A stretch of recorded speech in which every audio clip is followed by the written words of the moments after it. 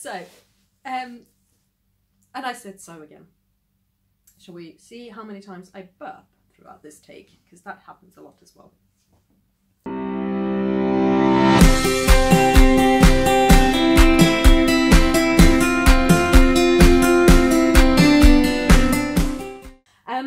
Today I am introducing the first in a series of videos that we recorded.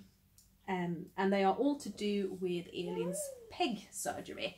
PEG is short for percutaneous endoscopic gastrostomy, whatever that means. Percutaneous means surgical opening through the skin. Endoscopic means done with an endoscope. An endoscope is a small camera at the end of a thin flexible tube, so they can put that through her mouth and into her stomach. And gastrostomy means a surgical opening into the stomach, is what I'm trying to say. Surgical opening into the stomach. So translated into English, it actually describes the procedure incredibly well.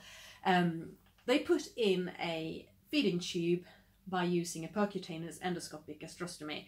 So they start off by sending down the endoscope with Eileen under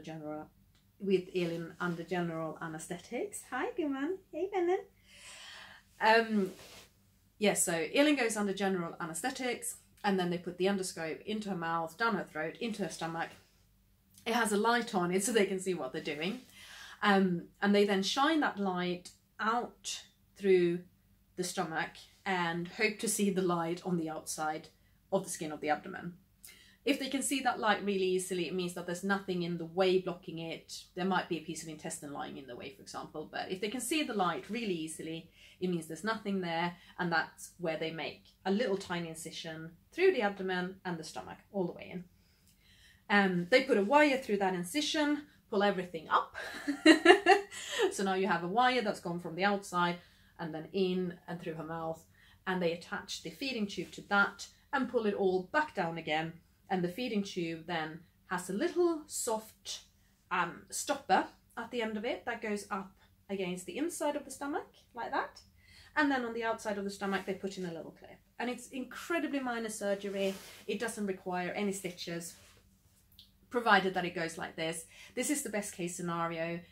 If it doesn't go quite so smoothly, if they can't see the light easily, they will have to do a keyhole surgery so that they can find out and see better what they're doing and perhaps move things around and things like that. But best case scenario is quite a small, simple procedure, and the expected recovery is, well, 1 night in hospital, and then they test that the PEG is in the right place and the stomach has woken up.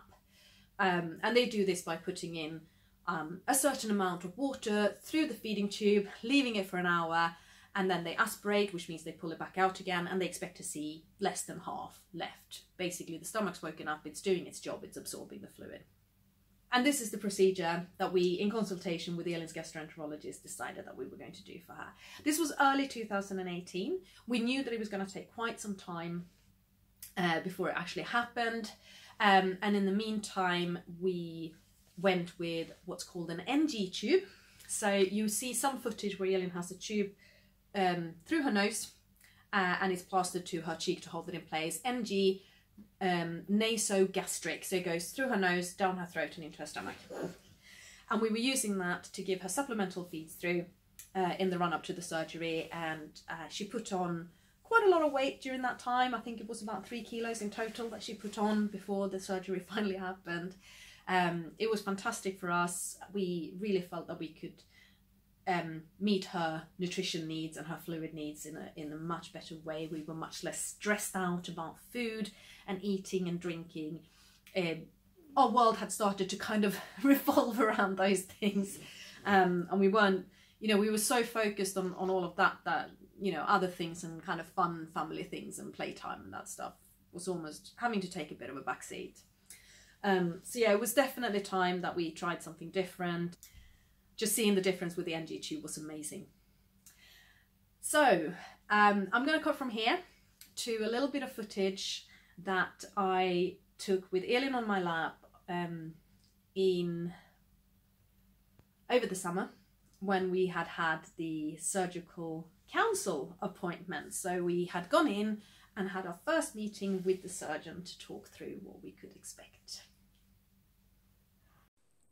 So somebody here with me is very pleased with herself having pulled her tube out overnight, and is probably feeling quite comfortable because there's nothing going up her nose.